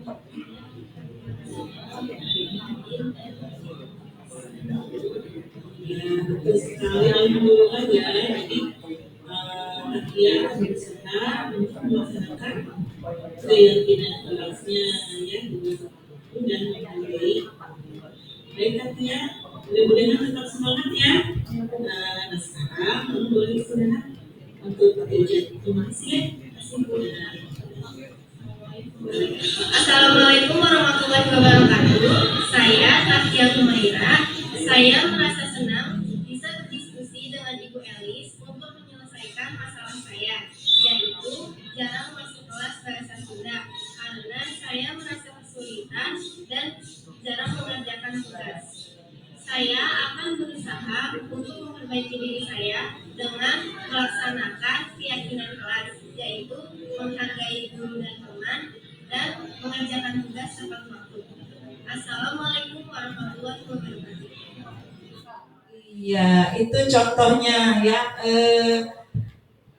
Kita yakin semua sih ini sudah sering dilakukan ya. Sekali lagi karena baru dapat teorinya, saya ingin berbagi saja gitu ya. Kita ingin berbagi, walaupun kita sering melakukannya dengan tingkat masalah yang luar biasa ya, lebih dari ini.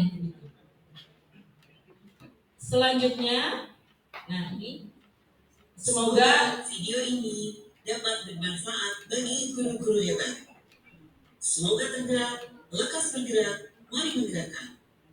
Wabillahi taufiq wal hidayah. Wassalamualaikum warahmatullahi wabarakatuh. ya. Baik, terima kasih. Mudah-mudahan bisa kita coba dari hal-hal kecil, melakukan keyakinan kelas, motivasinya dari diri anak. Kemudian kita ketika mendapatkan masalah, kita akan melaksanakannya melalui studi 3 restitusi. Itu yang idealnya. Semoga kita selalu menerima ujian setiap saatnya di sekolah mah kayak ujian lain ya. Terima kasih dari saya. Mohon maaf bila ada kekurangan. Satu lagi ya Pak Asep tentang kebutuhan dasar. Pak Alan. Ya, lagi lupa saya. Oh iya, Alan. Semoga bermanfaat. Mohon maaf sekali lagi bukan di sini menggurui, tapi kita berbagi apa yang kita miliki walaupun sedikit. Kata Kapten Jabar itu kata Kang Dero ya, Denny Rohendi itu Kang Dero, Bu Ipah sudah hafal. Jadilah guru yang dirindukan, jangan jadi guru yang ditinggalkan, apalagi ditanggalkan. Katanya seperti itu. Terima kasih. Assalamualaikum warahmatullahi wabarakatuh. Selanjutnya, mangga Pak Asep terakhir. Assalamualaikum warahmatullahi wabarakatuh. Bu, ternyata kembali lagi dengan saya. Aduh, sangat senang Bu ya. Mudah-mudahan Pak Alan itu masih sibuk, jadi saya akan menggantikan bosnya dahulu. Ini ada materi terakhir.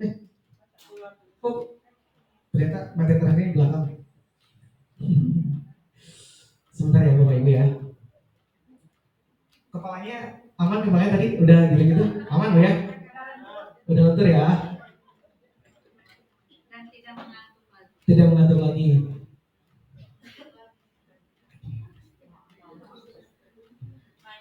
Oh ini. Okay.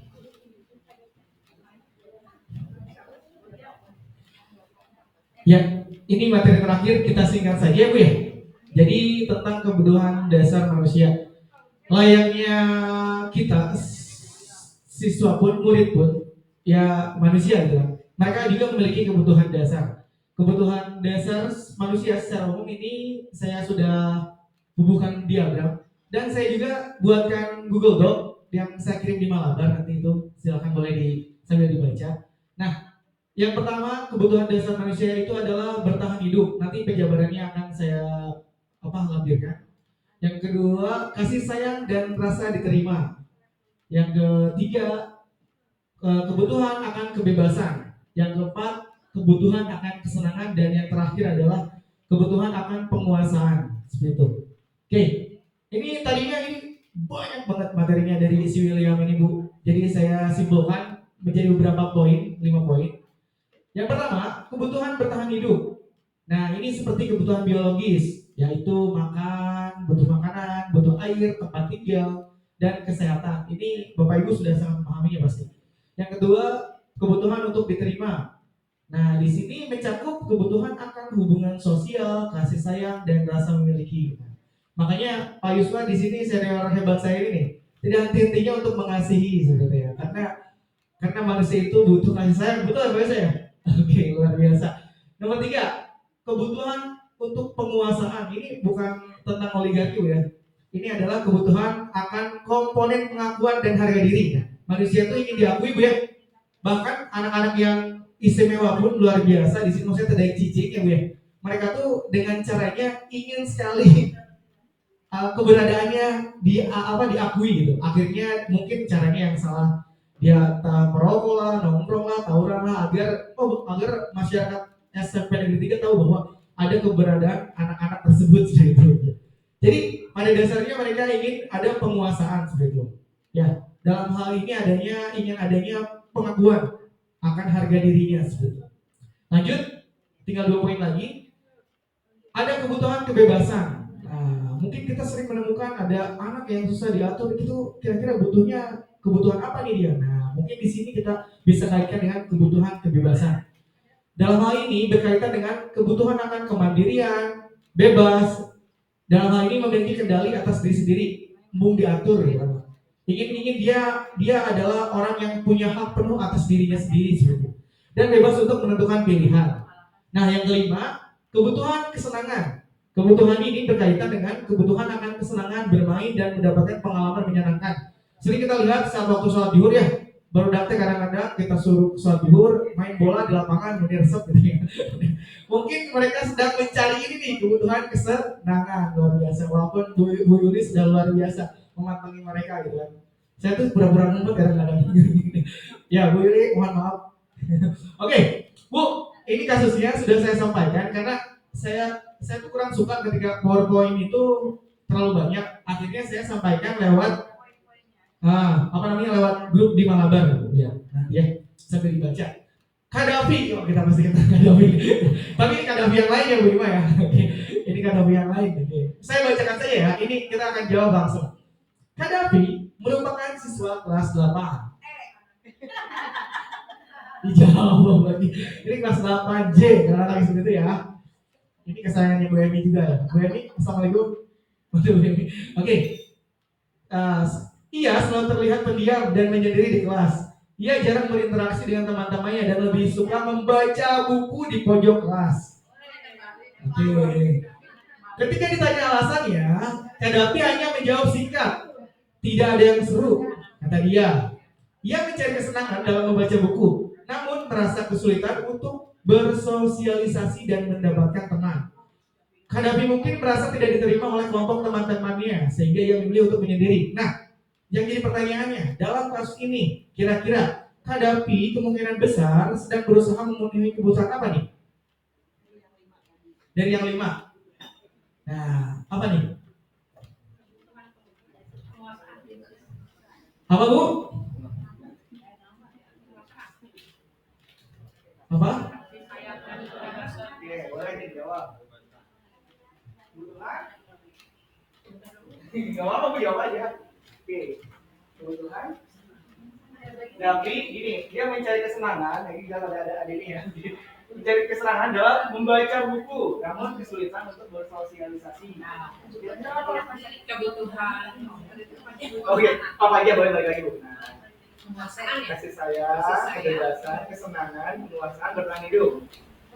Penguasaan. Bukan penguasaan. Penguasaan. Oke, apa lagi? Udah. Pengakuan dan harga diri ya. Terus ini yang kasih sayang.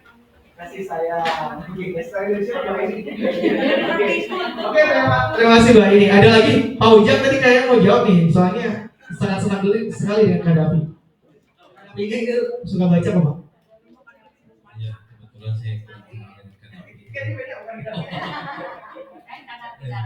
kalau menurut saya sih dia mencari kesenangan sendiri ya, dengan cara membaca dia sendiri, dia akan merasa senang walaupun mungkin dia tidak menyenangkan bagi orang lain gitu. Karena dia mungkin agak kesusahan untuk bersosialisasi dengan yang lainnya begitu. Makanya dia mencari kesenangan sendiri. Ini salah satunya selain yang disampaikan dua ini ada tambahan dari Pak Ujang, yakni Kadafi ini sedang mencari kebutuhan akan kesenangan ya Bapak Ibu ya. Tadi dengan cara membaca buku karena dia kesulitan bersosialisasi. Nah, Mungkin Kadafi yang di SMP 3 pun sebenarnya anaknya baik Pak, Bu. Saya juga pernah menyaksikan, insya Allah. Ya baik ya. Ya oke. Cuman mungkin kesenangannya kita belum temukan ya. Kira-kira butuh kesenangan apa? Mungkin kebutuhan apa yang harus diberikan kepada Kadafi seperti oke.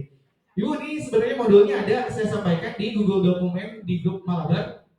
Jadi bisa langsung dijawab di sana. Oke. Gak usah dikerjakan Bu, enggak, ini dijawab di sana aja. Langsung deg-degan ya. Bapak Ibu, izin saya bacakan kasus kedua. Ini Daniel lagi namanya. Oke. Daniel adalah siswa yang sangat cerdas dan selalu mendapatkan nilai terbaik di kelasnya. Namun, Daniel seringkali merasa tertekan karena ingin selalu menjadi yang terbaik. Ia merasa tidak puas jika mendapat nilai kurang dari sempurna dan seringkali menyalahkan diri sendiri jika gagal. Namun, keinginannya yang terlalu tinggi untuk menjadi sempurna justru membuatnya merasa tertekan dan tidak bahagia. Kira-kira Daniel dalam kasus ini, Daniel kemungkinan besar sedang berusaha memenuhi kebutuhan apa ya? Bapak Ibu boleh? Boleh saya balik lagi ya nih. Nah, oke ya, Bu ini lagi boleh. Oh enggak, yang lain deh. Oh Bu Ingrid, Bu Ingrid senang. Terima kasih Bu Ingrid atas kesediaan. Oke, tadi dari kasus Daniel ini kira-kira Daniel sedang memenuhi kebutuhan apa? Butuh kebutuhan.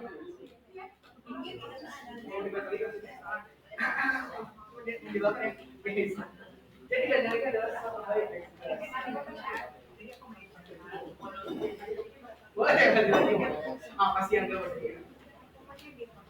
Kira-kira apa ya? Penguasaan.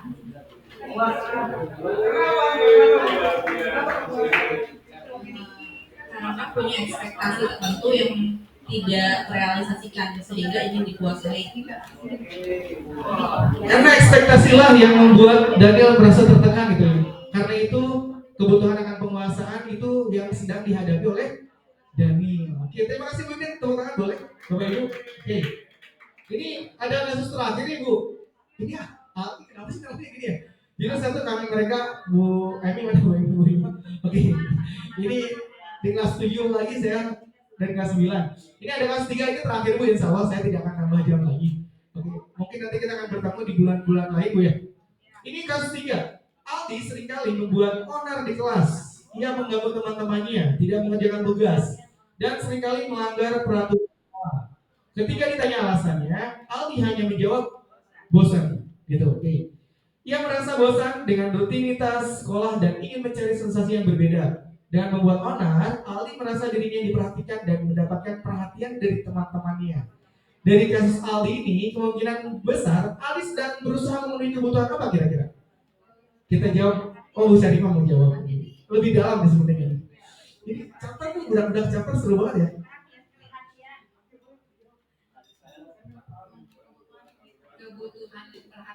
Kebutuhan akan perhatian, apalagi nih dari ini ya, kasih sayang dan rasa ingin diterima ya. Iya. Coba kita mulai mencintai dan mengasihi mereka. Oke, ayo mulai. Oke, terima kasih. Ternyata di sini bisa disimpulkan oleh kita bersama ya. Tadi Aldi di sini dia sedang berusaha memenuhi kebutuhan akan kasih sayang. Mungkin anak-anak yang caper-caper ini kita coba mulai hari ini kita kasihi, kita kasihi, kita sayangi, gitu ya. Walaupun sudah, gitu ya. Mungkin kita belum seperti itu, ya. Oke. Ya, insya Allah Bu Ingrid kedepannya akan selalu mengasihi dan mencintai mereka. Betul begitu Bu Ingrid? Dengan senyumannya sudah menjawab semua hal, ya. Dan sudah membayangkan masalah yang ada akan diselesaikan dengan cinta. Oke, Bapak Ibu, ini saja. Ini tadi sudah dijelaskan oleh Bu Elis. Ini saya menggantikan Pak Alan tadi yang sedang luar biasa. Oke, terima kasih banyak Ibu. Sekali lagi mohon maaf atas segala hilaf dan salah. Hatur nuhun sudah menyimak. Dari kami, Assalamualaikum warahmatullahi wabarakatuh.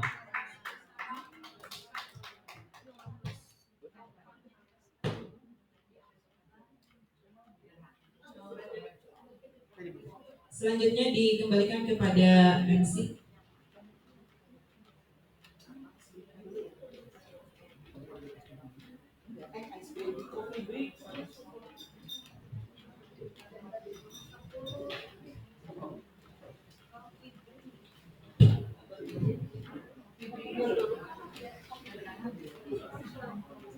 Baik, terima kasih kepada Ibu Elis, Pak Asep, dan Pak Alan. Beri tepuk tangan sekali lagi untuk narasumber kita hari ini. Tidak terasa waktu sudah pukul 10.10 sesuai dengan jadwal. Kita coffee break terlebih dahulu ya Bapak Ibu. Sekitar 15 menit, nanti pukul 10.25 kita kembali lagi ke sini. Silakan. Terima kasih.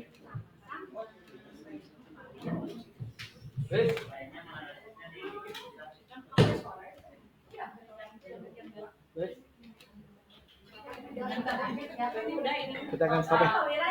Coba mudah-mudahan ini bismillah.